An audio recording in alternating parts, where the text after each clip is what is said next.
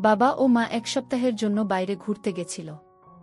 একদিন রাতে ছোট ভাইয়ের প্রচণ্ড জ্বর আসলো, তাই খাওয়া দাওয়া করে ছোট ভাইয়ের রুমে ঘুমিয়ে পড়লাম। মাঝ রাতে আমার ঘুম ভেঙে গেলে আমি অবাক হয়ে গেলাম। জ্বরের ঘোরে ছোট ভাই আমার সাথে যা করল তা শুনলে তোমাদের পানি চলে আসবে। তাই তোমাদের দুটি পায়ে ধরে বলি, অন্তত আজকের গল্পটি শুরু শেষে পর্যন্ত শোনো। আমার নাম রুদ্রিকা, আমি কলেজে পড়ি। আমি একটু দুরন্ত, ছুটন্ত স্বভাবের। ছেলেদের মতন হই হুল্লোড়, বন্ধু বান্ধবীদের সাথে আড্ডা দেওয়া, ঘুরে বেড়ানো এইসব করতে ভালোবাসি। আর বেশিরভাগ সময়ের সঙ্গী হয় আমার ভাই রুদ্র। আমাদের ফ্যামিলিতে আমরা চারজন, মা বাবা, আমি আর ভাই। ভাই সামনে মাধ্যমিক পরীক্ষা দেবে। আমার আর ভাইয়ের সম্পর্কটা ভাই বোনের কম, বন্ধুত্বের অনেক বেশি। আমি আর ভাই একে অপরকে ছাড়া বেশি সময় থাকতে পারতাম না। আমাদের মধ্যেও ঝগড়া গণ্ডগোল হতো, তবে সেটা বেশি সময় স্থায়ী হতো না, আবার মিটে যেত।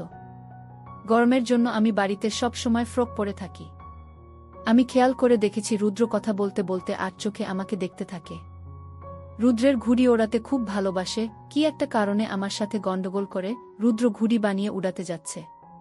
আমিও সঙ্গে সঙ্গে ঘুড়িটা কেড়ে নিয়ে ভেঙে দিলাম। ভেঙে দিয়ে আমি ঘরের দিকে দৌড় মারলাম। রুদ্র আমার পিছন পিছন ঘরে ঢুকে টাল সামলাতে না পেরে আমার উপর পড়ে গেল। আমিও রুদ্রের ভরে রুদ্রের সাথে বিছানায় পড়ে গেলাম। রুদ্রের হাতটা গিয়ে পড়ল আমার সামনে। রুদ্র কি করবে বুঝতে না পেরে হালকা চাপ দিল। আমার মুখ দিয়ে কোনো কথা বের হলো না। লজ্জায় লাল হয়ে শেষমেশ ভাইকে বললাম, এই শয়তান কি হচ্ছে? ওঠ! রুদ্র তাড়াতাড়ি উঠে এক দৌড়ে ঘর থেকে বেরিয়ে গেল। আমি চোখ বুজে বিছানায় পড়ে রইলাম। রুদ্রের সেই ঘটনা কিছুতেই ভুলতে পারছি না। এই ঘটনার পরে দুজনের মাঝে একটা পরিবর্তন আসে। কিছুতেই দুজন দুজনার সামনে একেবারে সহজ হতে পারছিলাম না। এই ব্যাপারটা আমার মায়ের চোখ থেকেও এড়ায় না। একদিন মা আমাকে জিজ্ঞাসা করে, কিরে তোদের মধ্যে কোনো ঝগড়া হয়েছে নাকি? কই না তো, কিছুই হয়নি বলে চলে গেলাম। 2-1 দিন পর মামার বাড়িতে একটা বিয়েতে নেমন্তন্ন থাকায় সেখানে মা আর বাবা চলে গেল। আমি আর ভাই বাড়ি রইলাম। বাবা মা গেছে বিকেল বেলায়, সন্ধ্যার একটু আগে। রাত্রিবেলায় আমরা দুজনেই চুপচাপ খাওয়া দাওয়া সেরে শুতে যাব, তখন দেখি রুদ্রের চোখ মুখের অবস্থা কেমন পাল্টে যাচ্ছে। কপালে হাত দিয়ে দেখি ভীষণ জ্বর। রুদ্রকে বললাম, তোর তো জ্বরে গা পুড়ে যাচ্ছে। রুদ্র বলল, ঘরে প্যারাসিটামল আছে, আমি খেয়ে শুয়ে পড়ব, কিছু হবে না বলে ঘরে চলে গেল। আমি ঘরে যাওয়ার আগে বলে গেলাম, দরজা খুলে রাখিস, রাতে জ্বর কেমন হলো এসে দেখে যাব। ভাইয়ের জন্য আমার মনটা খারাপ হয়ে গেল। নিজের উপর রাগ হতে লাগল। কেন আমি এতদিন ভাইয়ের সাথে ভালো করে কথা বলিনি, কেন সব ঝামেলা মিটিয়ে নিইনি, এসব ভাবতে লাগলাম। ভাবতে ভাবতে কখন ঘুমিয়ে গেছি বুঝতে পারিনি। এক সময় ঘুম ভেঙে উঠে লাইট জ্বালিয়ে দেখি 12টা বাজে। আমি ভাইয়ের ঘরে গিয়ে ভাইয়ের গায়ে হাত দিয়ে দেখি গা জ্বরে পুড়ে যাচ্ছে। ভাইয়ের এরকম অবস্থা দেখে ভীষণ ভয় পেয়ে গেলাম। কিছুটা সময় বুঝতে পারলাম না আমি কি করব। তারপর একটা বাটিতে জল এনে ভাইয়ের মাথায় জলপট্টি দিতে লাগলাম। প্রায় 1 ঘন্টা জলপট্টি দেওয়ার পর আস্তে আস্তে ভাইয়ের জ্ঞান ফিরল। আস্তে আস্তে ভাই আমাকে জিজ্ঞেস করল, কি হয়েছে আমার দিদি? তুই প্রচণ্ড জোরে অজ্ঞান হয়ে গেছিলি। আমি এত সময় তোর মাথায় জলপট্টি দিচ্ছিলাম। এখন কেমন লাগছে ভাই? জ্বর কমেছে, আগের চেয়ে এখন ভালো লাগছে। এই কথা বলে রুদ্র কেমন অদ্ভুত এক দৃষ্টিতে আমার দিকে তাকিয়ে থাকল। কি দেখিস ভাই? মুখটা কেমন ফ্যাকাশে হয়ে গেল। রুদ্র বলল, তোকে দেখছি। আমি ভাইয়ের দিকে না তাকিয়ে একটু মুচকি হাসি দিলাম। কিছুক্ষণ দুজনেই চুপচাপ থাকার পর রুদ্র বলতে লাগল, দেখ দিদি, আমি জানি সেদিনকার ব্যাপারে তুই আমার উপর রেগে আছিস। ওটা একটা মিস্টেক ছিল, আমি চাই তুই আবার আমার সাথে আগের মতন হাসি ঠাট্টা কর, কথা বল। কি হলো দিদি, কিছু তো বল। আমি চোখ তুলে তাকিয়ে দেখি রুদ্রের চোখে জল। রুদ্র চোখের জল দেখে আমার বুকের ভেতরটা মুচড়ে গেল। এই ভাই, তুই কাঁদছিস কেন? পাগল, তুই কাঁদলে আমার ভালো লাগে? রুদ্রের জ্বর ও কান্নার জন্য কথা বারবার আটকে যাচ্ছিল। তবুও ফুপিয়ে ফুপিয়ে অনেক কষ্টে বলল, তুমি জানো দিদি, এই কটা দিন আমার কেমন কষ্টে কেটেছে। তোমার সাথে আর কিছুদিন কথা না বলতে পারলে আমি দম বন্ধ হয়ে মারা যেতাম। আমার চোখে ও জল টলমল করছে। ভাই, এমন কথা আর কখনো মুখে আনবি না। তুমি ছাড়া আমি কিভাবে থাকব বল। এই কথা বলতে বলতে আমার চোখ দিয়েও জল গড়িয়ে পড়তে লাগল। আমার লক্ষ্মী ভাই বলে রুদ্রকে ধরলাম। কিন্তু আজকে একটু অন্যরকম মনে হচ্ছে। দুজনের এক অন্যরকম ভালো লাগার অনুভূতি। নিজেকে আর ধরে রাখতে পারছি না। হঠাৎ রুদ্র বলে উঠল, অনেক রাত হয়েছে দিদি, শুয়ে পড় এবার। আর রাত জাগিস না। প্রথমে আমি কি করব বুঝে উঠতে পারলাম না। তারপর বললাম, ঠিক আছে, আমি তোর ঘরে তোর সাথে শুয়ে পড়ছি, রাতে যদি আবার কোনো অসুবিধা হয়। না দিদি, কোনো অসুবিধা হবে না, তুমি তোমার ঘরে যেয়ে শুয়ে পড়ো। আমি একটু রাগ করে বললাম, খুব বড় হয়ে গেছিস তাই না? যেটা বলছি সেটা শোনো। রুদ্র আর কিছু না বলে অন্যদিকে মুখ ঘুরিয়ে শুয়ে পড়ল। আমি ও রুদ্রের পাশে শুয়ে পড়লাম। আমি শুয়েছিলাম কিন্তু আমার ঘুম আসছিল না। আমি ভাইয়ের কথাগুলো ভাবছিলাম। ভাবতে ভাবতে চোখ দুটো লেগে এসেছিল। আমার গরমে ঘুম ভেঙে গেল। আমি কিছু বলছি না দেখে ভাইয়ের সাহস আর ও বেড়ে গেল। আমি আর কিছু বলতে পারলাম না। ভাইয়ের আচরণ সেই শুরু থেকেই কেমন লাগছিল, মনে হচ্ছিল এ আমার চিরপরিচিত ভাই না। হয়তো জ্বরের ঘোরে এমনটা করছে। ব্যাপারটা আমি বুঝতে পারছি। আমি ভাইয়ের সাথে আর কিছুই করতে চাই না। কিন্তু এই অবস্থায় ভাইকে আটকানো আমার পক্ষে সম্ভব হবে না। সকালবেলা আমার ঘুম ভাঙল। রুদ্রের উপর রাগ করব না কি করব বুঝে উঠতে পারলাম না। রাগ, আনন্দ, অভিমান, ভালোবাসা সবকিছুর মিলিয়ে এক অদ্ভুত রকমের অনুভূতি হতে লাগল। এরপর প্রায় এক সপ্তাহ কেটে গেছে। আমি বুঝতে পারি রুদ্র আমাকে মনে মনে ভাবতে শুরু করেছে। আমারও কেমন যেন একটা ভালো লাগার অনুভূতি তৈরি হয়েছে রুদ্রের উপর। আরও কিছুদিন পর হঠাৎ করে একদিন রুদ্র আমাকে এসে বলল, দিদি, আমি তোমাকে ভালোবাসি। তোমাকে ছাড়া আমি থাকতে পারছি না। সেদিন জন্য আমি দুঃখিত দিদি। জ্বরের ঘোরে অনেক বড় ভুল করে ফেলেছি। ভাইয়ের দিকে তাকিয়ে আমার ও ভীষণ মায়া লাগছিল। ভাই আমার দিকে তাকিয়ে বলল, আমি তোমাকে ভালোবাসি দিদি। তোমাকে আমার প্রেমিকা রূপে পেতে চাই। তুমি আমার দেখা সবচেয়ে সেরা সুন্দরী। তোমার জন্য আমি সবকিছু করতে পারি। ভাইয়ের কাছ থেকে হঠাৎ করে এতগুলো কথা শুনি আমি কি বলবো বুঝে উঠতে পারলাম না। পরিস্থিতি একটু সামলে নিয়ে বললাম, আচ্ছা ঠিক আছে, দেখা যাবে। এখন বাবার বাইকটা বের করে আমাকে একটু কোচিংয়ে দিয়ে আয়। ভাই আমার দিকে তাকিয়ে বাইক বের করতে চলে গেল। এর আগে বহুবার রুদ্র বাইকে করে কোচিংয়ে দিয়ে এসেছে। কিন্তু কেন জানি না আজ অনেক এক্সাইটমেন্ট ফিল হচ্ছে। কোচিংয়ে পৌঁছে দেখি কোচিং শুরু হয়ে গেছে। আমি রুদ্রের দিকে তাকিয়ে একটু হেসে দৌড়াতে দৌড়াতে কোচিংয়ে ঢুকে গেলাম। কোচিং থেকে বাড়ি ফিরে দেখি আমার বাচ্চাঘরে মা ঢুকেছে। আমি আর কোনো উপায় না পেয়ে ভাইয়ের বাচ্চাঘরে ঢুকলাম। স্নান সেরে ঘরে আছে আর কিছুক্ষণ পরে মনে পড়ল রুদ্রের বাচ্চাঘরে একটা জামা রেখে এসেছি। আমি এক দৌড় দিয়ে রুদ্রের বাচ্চাঘরে ঢুকে গেলাম। আমি কাপড়গুলো নিয়ে যাব, তখন রুদ্রের চোখে চোখ পড়ল। রুদ্র বাচ্চাঘরের বাইরে দাঁড়িয়ে আছে। আমি লজ্জায় লাল হয়ে গেলাম। ফাজিল একটা একথা বলেই আমি দৌড় দিলাম। এমন সময় মা চেঁচিয়ে উঠে বলল, কি হয়েছে? রুদ্র এমন ষাঁড়ের মতন চেঁচিয়ে উঠল কেন? তোমার ছেলের তো কোনো কাজ নেই, সবসময় আমার সাথে ঝগড়া করে। তোরা দুটিতে মিলে কি যে করিস আমি বুঝি না। আবার দুজন এক সেকেন্ডও আলাদা থাকতে পারিস না। পরদিন দিদিমার শরীর খারাপ হওয়াতে মা বাবা দুজনেই দেখতে গেল। সন্ধেবেলায় আমিও রুদ্র দুজনে বসে টিভি দেখছিলাম। হঠাৎ রুদ্র বলে উঠল, দিদি একটু চা কর না, চা খাব। আচ্ছা ঠিক আছে, টিভি দেখ, আমি চা করে আনছি। কিছুক্ষণ পরে দুই হাতে দুটো চায়ের কাপ নিয়ে ফিরে আসলাম। রুদ্র কাপ নিয়ে মুচকি হেসে আমার দিকে তাকিয়ে বলল, মিষ্টি হয়নি দিদি? চিনি এনে দিচ্ছি। লাগবে না দিদি, তোরটা দে। রুদ্র আমার কাপটা নিয়ে চুমুক দিল। এবার ঠিক আছে। এবার কিভাবে ঠিক হলো? রুদ্র আমার দিকে দেখিয়ে বলল, মিষ্টি এখান থেকে এসেছে।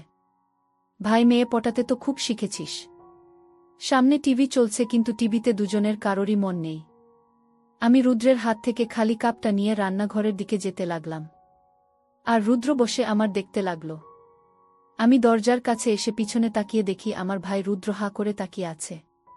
আমি ভাইয়ের কান দেখে আর না হেসে পারলাম না। আপনি মুখ থেকে বেরিয়ে গেল ফাজিল কোথাকার।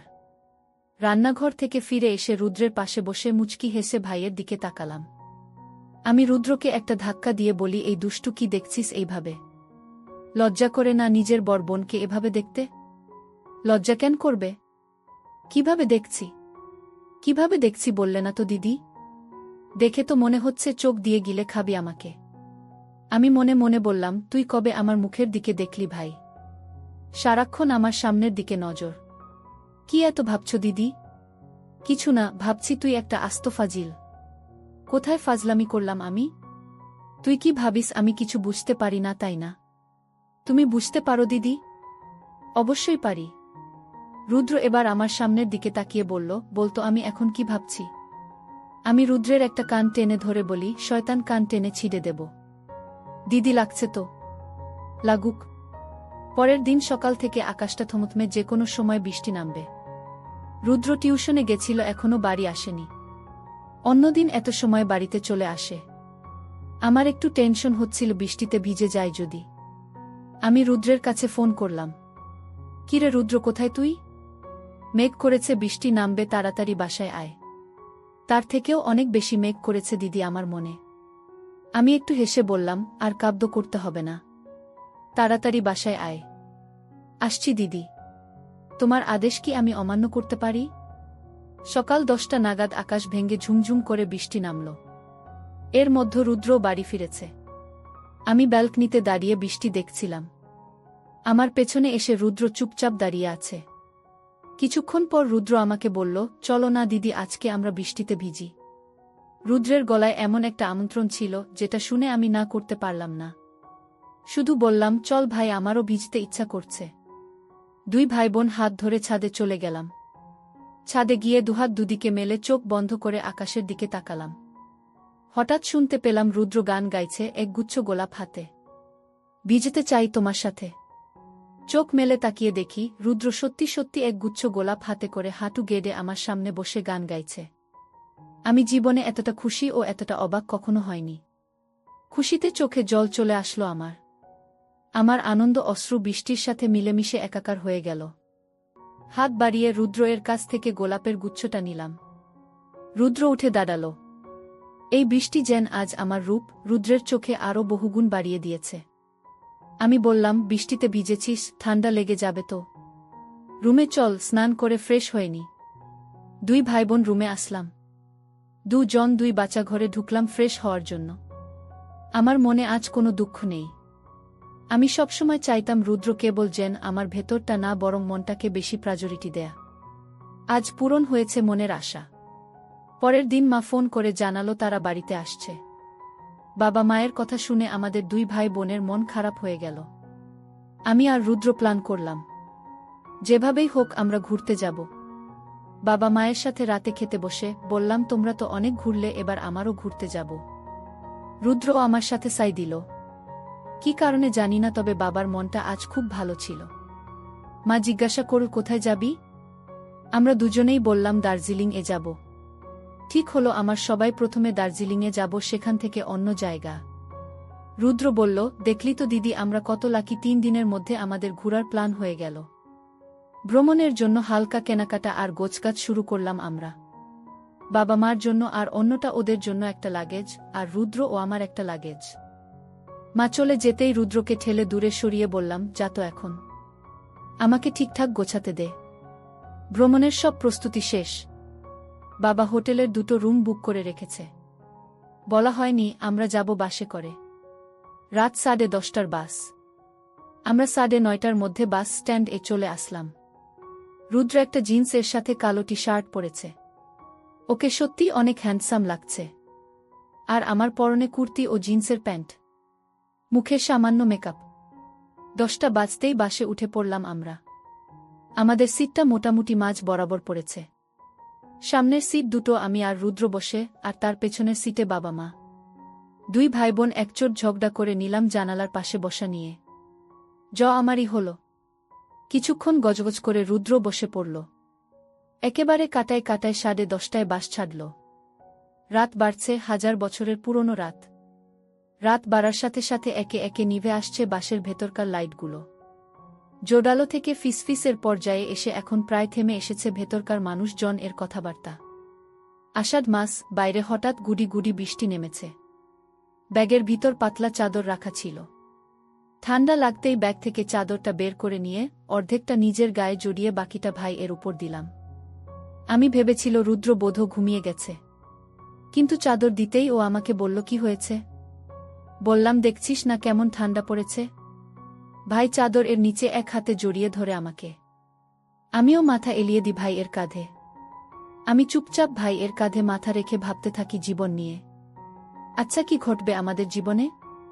আমি খুব ভালো করে জানি যে আমার সবই কেবল রুদ্রের জন্য। রুদ্র ছাড়া অন্য কারো কথা কল্পনাতেও আনতে পারি না। কি পরিণতি হবে এই সম্পর্কের? আরেকটু বয়স বাড়লেই তো বাবা মা উঠেপটে লাগবে আমার বিয়ে নিয়ে, কিন্তু আমি কি পারব রুদ্রের সাথে অন্য কাউকে জড়াতে? রুদ্র ছাড়া অন্য কেউ আমাকে ভাবতেই কেমন কেমন লাগছে। আমরা দুজন ছাড়া সবাই গভীর ঘুমে। রুদ্রের অদ্ভুত আচরণে শব্দ করে উঠলাম। হঠাৎ বাসের চাকাটা একটা গর্তে গিয়ে পড়ে। আমরা প্রস্তুত ছিলাম না এটার জন্য। অজান্তেই আওয়াজ বেরিয়ে আসে আমার মুখ থেকে। পেছন থেকে মা আস্তে করে বলল, কিরে রুদ্রিকা, কি হলো? মায়ের আওয়াজ শুনে একদম চমকে গেলাম। তার মানে মা জেগে আছে? তাড়াতাড়ি করে উত্তর দেই, কিছু না মা, হঠাৎ বাসের চাকা গর্তে পড়তে ঘুম ভেঙে গেছে। মা আর কিছু বলে না। ভোর হতেই আমাদের বাস থেকে নামিয়ে দেয়। মাথার উপর এর বিশাল আকাশের উপর থেকে যেন কোনো অদৃশ্য হাত একটু একটু করে টেনে সরিয়ে দিচ্ছে কালো চাদর। মুগ্ধ হয়ে দুই ভাইবোন তাকিয়ে থাকি আকাশের দিকে। বাবার ডাকে যেন ধ্যান ভাঙ্গে আমাদের। বাবা মায়ের সাথে এগিয়ে যায় একটা টং দোকানের দিকে চা তেষ্টা মেটাতে। চায়ে চুমুক দিতে দিতেই পুরো আলো ফুটে যায়। আমি ভাবতে থাকি যে প্রথমেই আগে রিসোর্টে গিয়ে ফ্রেশ হতে হবে। চা শেষ করে বাবা একটা গাড়ি ঠিক করল। বাবা মার সামনে বসত আর আমি ভাই পিছনে বসলাম। রাতের গুড়ি গুড়ি বৃষ্টিতে ভিজে আছে চড়া মিশকালো পিচঢালা রাস্তা। এখন বৃষ্টি বা ঝরলেও আকাশটা কেমন গুমোট হয়ে আছে। রাস্তার দুধারে নাম না জানা নানান রকমের গাছ। বৃষ্টিতে ধুয়ে একেবারে সবুজ হয়ে আছে পাতাগুলো। কিছু কিছু গাছে ফুটে নাম না জানা নানান রকমের ফুল। অবাক চোখে যেন সমস্ত প্রাকৃতিক সৌন্দর্য গিলতে থাকি আমরা দুজনেই। আরেকটু সামনে গিয়ে চা বাগান দেখে উচ্ছ্বাসিত হয়ে উঠি আমরা। দেখি সূর্যিমামা কেবল উঠি উঠি করছে, সেই সময় একদল কামিন মেয়ে মাথায় ঝুড়ি বেঁধে চলছে চা বাগানের দিকে। এই চা বাগান এর সাথেই জড়ানো ওদের জীবন। ওদের মধ্যে কারো কারো সাইডে একটা কাপড় দিয়ে বানানো ঝোলার মতো রয়েছে, যার ভেতরে বহন করিছে ছোট বাচ্চা। ঠিক যেমনটা আমরা ছবির বইতে দেখেছি। আমি আপন মনেই বলে ওঠে, উফাফ, কি অসম্ভব সৌন্দর্য। প্রায় 10 মিনিট পর আমাদের গাড়ি হোটেলের সামনে চলে আসো। গাড়ি থেকে লেবে আমার দুজনে আগে রিসেপশন এর কাছে গেলাম। রিসেপশনে বসে আছে একজন সুন্দরী মেয়ে। আমরা সামনে যেতেই চেয়ার ছেড়ে উঠে ইংরেজিতে বলে ওঠে, hello sir and ma'am, welcome. শুনেই গাল দুটো কাশ্মীরি আপেলের মতো লাল টকটকে হয়ে উঠল রুদ্রের। রুদ্র তাড়াতাড়ি করে বলে উঠল, আপনি ভুল করছেন। আমরা আসলে ভাইবোন, বাবা মার সাথে ঘুরতে এসেছি। আমাদের রুম বুকিং করা আছে দোতলায়। শুনে একটু যেন লজ্জায় পড়ে যায় রিসিপশনিস্ট মেয়েটা। সরি স্যার, আমি ভেবেছিলাম আপনারা কাপড় বোধ হয়, বলে কি নামে বুকিং দেয়া হয়েছিল জানতে চায়। রুদ্র নাম বলতেই মেয়েটি ড্রয়ার খুলে চাবি এগিয়ে দেয় রুদ্র এর দিকে। চাবি দেওয়ার সময় মেয়েটা অদ্ভুত ভঙ্গিটা করে রুদ্র এর দিকে। এটা কোনোভাবেই পছন্দ হয় না আমার। এর মধ্যে আমাদের বাবা মা ও এসে পড়েছে। হোটেল বয়দের হাতে লাগেজ ধরিয়ে দিয়ে আমরা উঠে পড়ি দোতলায়। আমাদের জন্য 2টি রুম বুক করা হয়েছে, একটা কাপল রুম যেটায় বাবা মা থাকবে, আর অন্যটাতে 2টা বেড। ওই রুমে থাকব আমি আর ভাই। হোটেল বয় লাগেজটা রুমে দিয়ে বেরিয়ে যেতেই ভাইয়ের দিকে রাগের দৃষ্টিতে তাকালাম। ভাই বলে ওঠে, কি হলো দিদি? রাগী গলায় বলে উঠলাম, ওই মেয়েটা তোর দিকে ওইভাবে তাকালো কেন? রুদ্র যেন কাচুমাচু হয়ে গেল আমার কথায়। মিনমিন করে উত্তর দেয়, তার আমি কি জানি? আমি কি অন্ধ নাকি? আমি কি কিছুই দেখি না? ওই মেয়েটাকে তুই ও যেন চোখ দিয়ে শেষ করেছিস। ভাই মজা করে বলে, দেখার জিনিস তো দেখবই। ভাই এর কথায় যেন মোচ দিয়ে ওঠে আমার ভেতরটা। 2 চোখের কোনো যেন চিকচিক করে ওঠে জলে। ভাই ভ্যাবাচ্চাকা খেয়ে যায়। ও ভাবেনি এমন রিয়াকশন হবে আমার। এই দিদি, কি পাগলামো করছিস? আমি তো কেবল মজা করেছি তোর সাথে। আমি ফোপাতে ফোপাতে বলি, আর কখনো এমন মজা করবি না আমার সাথে। তুই শুধু আমার। রুদ্র একটু নিচে গিয়েছে হাঁটাহাঁটি করে হাত পায়ের খিল ছাড়াতে। এমন সময় দরজায় নক হতেই ভাবলাম যে রুদ্র এসেছে। একটা সারপ্রাইজ দিতে হবে। দরজাটা খুলে দেখি কোথায় রুদ্র, বাবা দাঁড়িয়ে আছে দরজার সামনে। বাবাকে দেখেই ভূত দেখার মতো চমকে উঠলাম। এদিকে বাবারও আমাকে এভাবে দেখে মুখ দিয়ে কোনো কথা বেরোচ্ছে না। কোনো ক্রমে তোতলাতে তোতলাত বলল, তোর মা এর ফোনটা কি তোর কাছে? বাবা মোবাইলটা নিয়েই কিছু না বলে চলে গেল। দরজা লাগিয়ে মনে মনে ভাবলাম, এটা কি হলো? আমি যেন মিশে যাচ্ছি মাটির সাথে। একটু পরে সবাই খাওয়া দাওয়া সেরে নিলাম। রুদ্র এর ঘুম ভাঙতেই জানালা দিয়ে বাইরে তাকিয়ে দেখে সেখানে মেঘ রোদ্দুরের লুকোচুরি খেলা। বাগানের ফাঁকে ফাঁকে লাগানো নিমগাছগুলোর ডালে মেঘে ঢাকা সূর্যের মরা আলোয় কয়েকটা নাম না জানা পাখি দোল খাচ্ছে, ডাকছে, পরক্ষণেই আবার উড়ে যাচ্ছে চোখের আড়ালে। রুদ্র প্রকৃতির অপরূপ সৌন্দর্য দেখছে, আর আমি ঘুম থেকে জেগে উঠে রুদ্রকে দেখছি। জানালা গলে একফালি রোদ এসে পড়েছে আমার মুখের উপর। দুজন দুই খাট থেকে চেয়ে থাকি একে অপরের দিকে। আমি একটু লাজুক হেসে রুদ্রকে বলি, এই দুষ্টু কি দেখছিস অমন করে? হুম, তোমাকে দেখছি দিদি। আমাকে এভাবে দেখার কি হলো? জানি না দিদি। আচ্ছা, তুমি এত সুন্দর কেন? সুন্দর না ছাই, সুন্দর হলে কি আর ওই রিসিপশনিস্ট মেয়েটার দিকে ওইভাবে তাকিয়ে থাকিস? ইস, আবার আমি কখন ওইভাবে তাকালাম বলো তো? আমি গাল ফুলিয়ে বলি, আমি সব বুঝি। এমন সময় রুমে নক করার শব্দ হয়। দেখি মা দাঁড়িয়ে। আমাদেরকে এসে তাড়া দেয় হাতমুখ ধুয়ে ফ্রেশ হবার জন্য। দুপুরে খেয়ে ঘুরতে বেরুবে। উঠে তাড়াতাড়ি করে হাতমুখ ধুয়ে ফ্রেশ হয়ে রেডি হয়ে নেই দুই ভাইবোন। লাঞ্চ করে বেরিয়ে পড়ি আমরা বিশাল বড় একটা জঙ্গলে ঘেরা পার্কে আসলাম। একটু পরে আমরা টিকিট কেটে ঢুকে পড়ি পার্কের ভেতরে। ভেতরে ঢুকতেই চোখে পড়ে পথের দুধারে চেনা অচেনা নানা জাতের গাছের সারি, যার কোনোটা উঠছে আকাশ ছোঁয়ার চেষ্টায়। পথের দুপাশের ছোট ছোট পাহাড় বেয়ে ঘন ঝোপের জঙ্গল। রুদ্রমাকে বলে, তোমরা ওই দিকটাতে ঘুরতে থাকো, আমরা এদিকে ঘুরছি। কেবল বেরোবার আগে একটা কল দিও, বলে জঙ্গলের আরও গভীরে ঢুকতে থাকি দুই ভাইবোন। এই নির্জন দুপুরে এই গভীর অরণ্যে যেন হারিয়ে যায় আমরা। দুই ভাইবোন হাত ধরে এগিয়ে যেতে থাকি।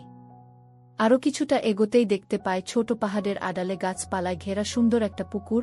পুকুরে কানায় কানা জল ভর্তি, গাছের ছায়া পড়ে, সুন্দর দেখতে লাগছে। হঠাৎ আমরা দেখতে পাই একটা খরগোশ। দুই ভাইবোন ছুটতে থাকি খরগোশের পেছন পেছন। ছুটতে ছুটতে জঙ্গলের বেশ কিছুটা ভিতরে চলে যায় দুজন। হঠাৎ খরগোশটা ছুটে একটা ঝোপের ভেতর ঢুকতেই আমরা হাঁফাতে থাকি। আমি বসে পড়ি ঘাসের উপর। ঘামে প্রায় ভিজে গেছে আমি। পাশের একটা ঝোপে কিসের একটা শব্দ হতেই রুদ্র সেদিকে তাকালো। ছেঁড়া জামা কাপড় পরা একটা লোক দেখে বোঝা যায় পাগল। পাগলটা একটু আমাদের দিকে এগিয়ে আসলো। পাগলটাকে দেখে আমাদের ভয় পাওয়ার কথা, কিন্তু মনের মধ্যে একটা অজানা শিহরণ খেলে গেল। একটু পরেই পাগলটা আবার বনের মধ্যে হারিয়ে গেছে। সন্ধ্যা ঘনিয়ে এসেছে, তাড়াতাড়ি যেতে হবে। তখনই ফোন আসে বাবার। কিরে, কই তোরা? তাড়াতাড়ি আয়, সন্ধ্যা হয়ে যাচ্ছে তো। এই তো আসছি বলে ফোনটা কেটে দেয় ভাই। গোধূলি আলোতে দুই ভাইবোন এগিয়ে যেতে থাকি মেইন গেটের দিকে। আমরা ঠিক কতটা ভেতরে ঢুকেছিলাম জঙ্গলের বুঝতে পেরেছিল ফেরার সময়। ক্লান্ত হয়ে আমার পা দুটো যেন আর চলছিল না। এদিকে বাবা মা ও ফোন দিয়ে তাড়া দিচ্ছে বারবার। অজানা অচেনা পাখির সারাদিনের ভ্রমণ শেষে নিরে ফেরার আর বড় বড় গাছের ছায়ায় আবছা সন্ধ্যা যেন নিস্তব্ধতা বাড়িয়ে দিয়েছে আরও। হোটেলে ফিরেই রুদ্র বলে ওঠে, এক কাপ চা বা কফি হলে বেশ হয় না? আমার ঘুম পাচ্ছে খুব। আজকের বিকেলটা সারা জীবনের সবচেয়ে মেমোরেবল একটা বিকেল হয়ে থাকবে। সত্যি প্রকৃতির মাঝে আদিমতায় মেতে ওঠার মজা আসলেই অন্যরকম। আমরা দুই ভাইবোন মা বাবার সাথে হোটেলের রুমে চলে আসলাম।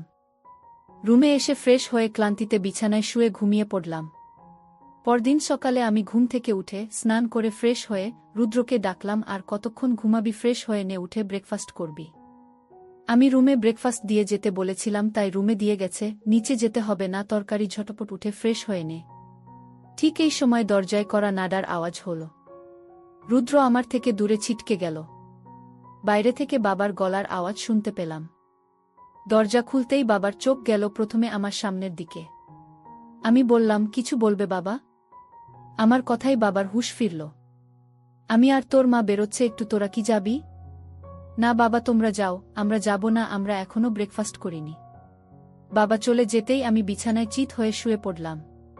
শুয়ে শুয়ে ভাবতে লাগলাম, বাবা আমার দিকে যেভাবে তাকিয়েছিল আমার কেমন যেন অদ্ভুত লাগল।